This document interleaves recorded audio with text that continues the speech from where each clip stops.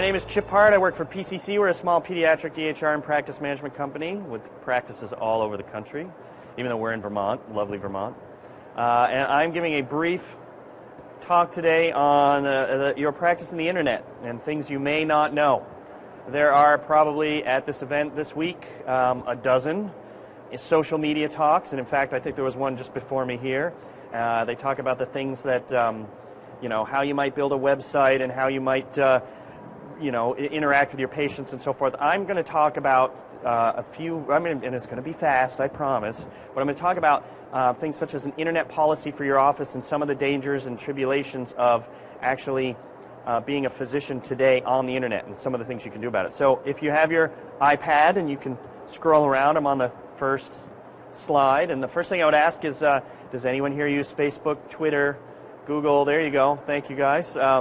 The fact is, the moment that you open up a business in this country, your name is on the internet and people are starting to talk about you, whether you like it or not.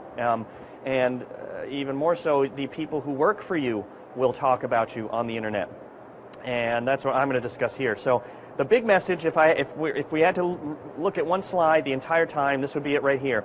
There is no simple, single solution to the challenge of social media in your practice, but you do need to learn about it. A lot of people come to classes like this, and I've seen classes like this, where an attorney or social media expert stands up in front of the class and says, this is what you need to do, or you must have an internet policy that says this. And I don't agree with that at all. I think that the concept of how your office appears on the internet varies massively depending on where you are and what your comfort level is and what your local social structure is. And so I'm just going to hit some of the highlights and just want people to think about it. That's it.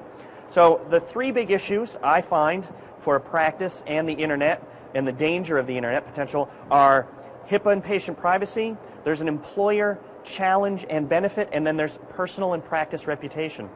And when you talk about HIPAA and privacy, I find that is the number one danger of being a practice that is on the internet. If the internet is in your office, if you have employees who ever access the internet at all, that is your number one danger. Every week in the newspaper, in the news, you will see someone who has taken a photo of a patient with an iPhone and put it up on Facebook for all their friends to laugh at. And if you look online, you'll see hundreds of examples of this. It is the one place where I will say you do need a policy about this in your practice.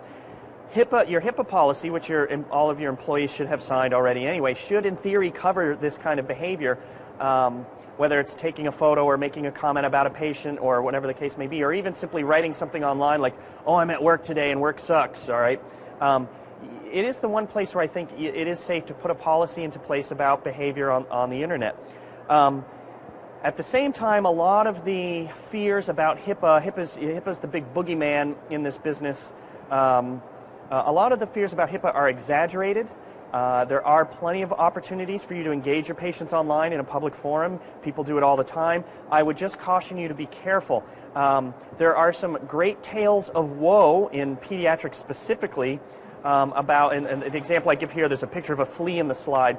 If you Google Flea Pediatrician, you will find the story of actually a local Boston pediatrician who had what I thought was arguably the best pediatric blog ever written, and he talked about his day-to-day tribulations as a pediatrician, but then he went too far and he was involved in a lawsuit, and then someone brought up his blog and some of the personal information about patients he had posted there, and it cost him a lot of money, and it cost all of us actually a really great pediatric blog.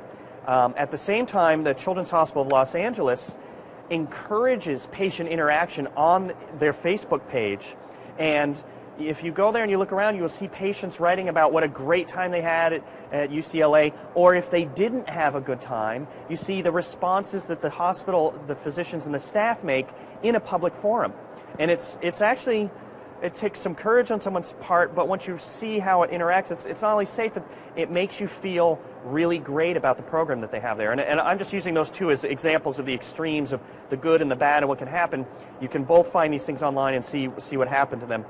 Now, as an employer, you do have a challenge.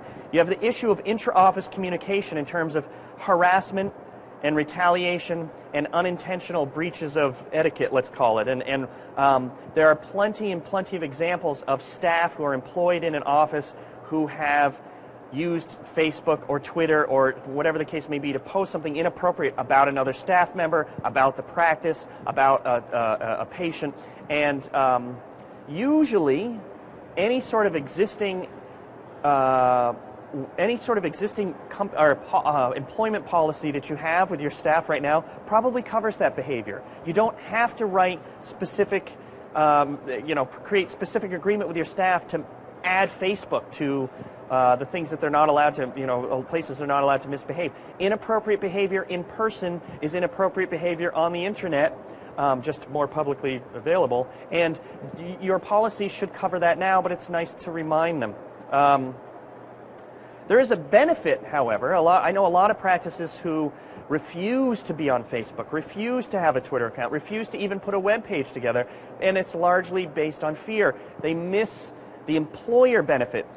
Being online properly is good for your business. It's unquestionable these days. Your parents want to find where you are, who you are, how to get to your office, what insurance companies you participate with, whatever the case may be.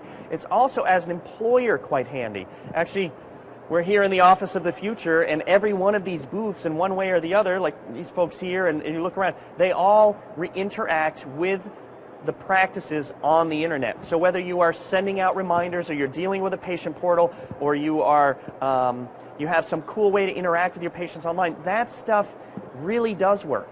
And the employer benefit, in my mind, for most practices outweighs the employer challenge, and I would encourage people not to pretend it doesn't exist. It is clearly, without question, the future of your patient communication. So, I'm from Vermont, and we got flooded a few weeks ago, and doctors' offices all over a number of counties, some of them are just missing now, but they were closed. And how awesome would it be for you to be able to access your internet page and in 2 seconds say, our office is closed, and tap a button and have that message go out to 500 email accounts or 5,000 texts. And it might cost you 10 cents, but it sure beats having someone to take 400 phone calls, or all of those little communication opportunities are not something to be missed. So one thing I encourage everyone to do today, now, when you get back to your hotel room, when you get your iPad or your laptop out, or whatever the case may be, is Google yourself. If you don't Google yourself, you will be shocked when you eventually do. And the longer you go without Googling yourself, the more you're going to have to figure out. I made a list here of about 15, 20 sites that do specifically, they rate physicians. Okay, if you go to the next page, there's an example of one I pulled off of a website, and this is the sort of thing that you can see. Okay, his practice is awful. I based it on New Jersey Monthly Best Doctors. The staff is absolutely rude and classless. I gave this practice 3 tries and they failed every time. The doctor's okay except for the time I had to bring my son to the emergency room because of his making a mistake in his protocol, etc., etc., etc. So you need to go in and type your name into Google and go to those sites and look yourselves up. So, of course, there are good ones as well. Dr. Lander's an excellent doctor. I've been taking my kids there for years, and so forth. Now, how do you respond to an inappropriate comment made about you or your practice online? The first thing I will tell you is take a deep breath.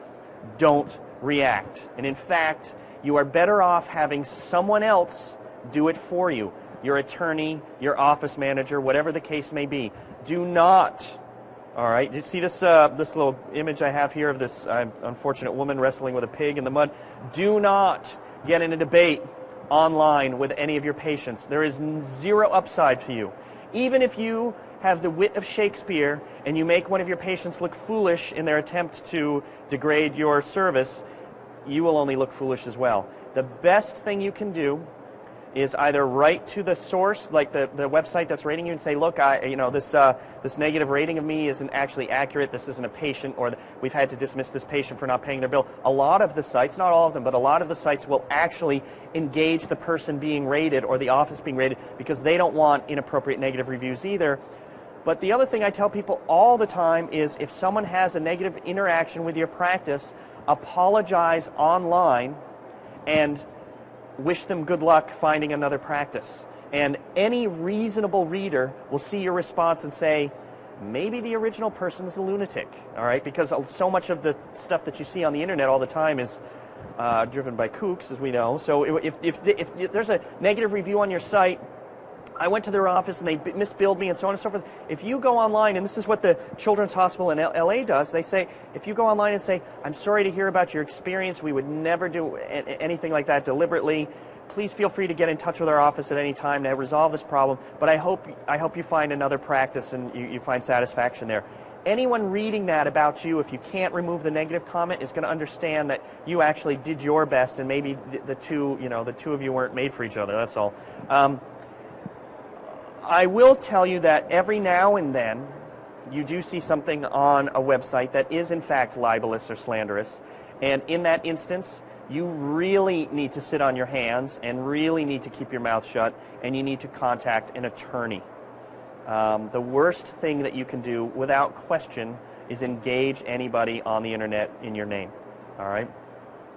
Second to last but not least, one of the things that I encourage every practice to do is sign up for something called Google Alerts.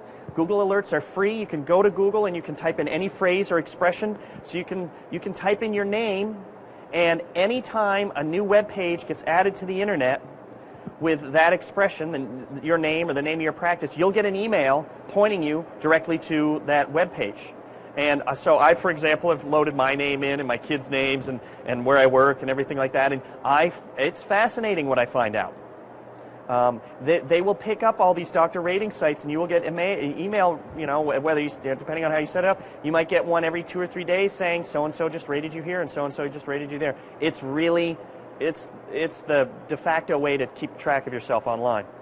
And then last but not least, if you are, in fact, going to have a written policy, I'm going to make some small, non-obvious suggestions. The first thing I would tell you is use your existing employment policies and amend them as little as possible. I've seen some practices feel like they have to write a whole new policy, and they go get an attorney, and it's got to be this 20. You don't need to do that. You already have employment policies. Just if there's something absent in them and you just need to tweak it, do that.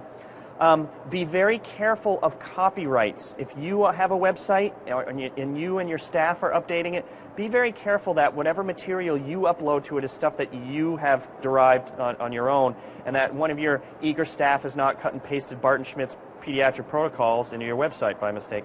Have one person in your office be the point person for your internet interaction instead of having 4 or 5 people do it. Consider encouraging your staff to participate on the Facebook page or your own website or whatever the case may be, and appropriately. Sometimes families really like to see that kind of activity. And last but not least, I have a sample policy online if you really feel like you need to. When I put one on a web page there, you can download it for free, be my guest. I think I got it from the Verdon group. But you can, it was free to use. It was open source licensing, what do you know? But you can download that, and it's got some good material in it for you. And that's it. I've ended exactly 15 minutes later. All right, so thank you, and if you have any questions, I'm glad to take them.